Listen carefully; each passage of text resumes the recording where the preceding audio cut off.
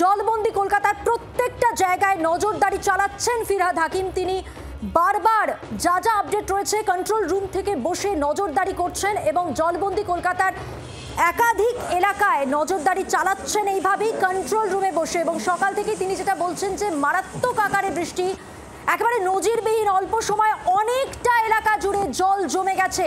পরিস্থিতি স্বাভাবিক করবার চেষ্টা চলছে, 10 ঘন্টা লাগবে এই পরিস্থিতি স্বাভাবিক হতে। পুরসভার কন্ট্রোল রুমে তদারকিতে মেয়র ফিরহাদ হাকিম।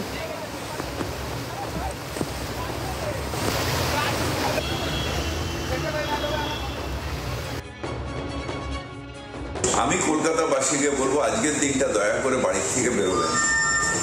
অনেকগুলো জায়গায় এরকম বেরিয়ে বিদ্যুৎ পৃষ্ঠ হয়েছে, যেখানে আমাদের লাইটগুলো জ্বলছিল না, কিন্তু যাই হোক কোনো মিটার ঘর নিচে ছিল, কোথাও রাস্তার ধারে ফ্রিজ ছিল। এগুলো আমি কলকাতায় জন্মেছি, এত বড় হয়েছি, এরকম মেঘ ভাঙা বৃষ্টি দেখিনি। আমি খবরের কাগজে পড়ছিলাম উত্তরাখণ্ড, কাশ্মীর, ওইসব জায়গায় নাকি এরকম মেঘ ভাঙা বৃষ্টি হয়। আজকে সেটা কলকাতায় দেখলাম যে 5-6 ঘন্টায় 300 মিলিমিটার বা তার বেশি বৃষ্টি।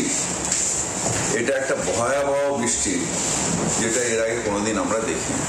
আমরা পৌরসভার থেকে সব জল ফেলছি ক্যানেলে, কিন্তু সেটা আবার ব্যাকফ্লো হয়ে চলে আসছে। আমরা লক গেটগুলো খুলে দিয়েছিলাম, কিন্তু সেখান থেকেও ব্যাকফ্লো হয়ে চলে আসছে। 1:30টার সময় একটা বড় বান আসার কথা আছে, সেই বানটা চলে গেলে হয়তো সন্ধ্যের দিকে আস্তে আস্তে আমরা জলটা ফেলতে পারবো, যে একটা নদী নিতে পারবো। বাংলার আওয়াজ, বাঙালির আবেগ, জি 24 ঘন্টা।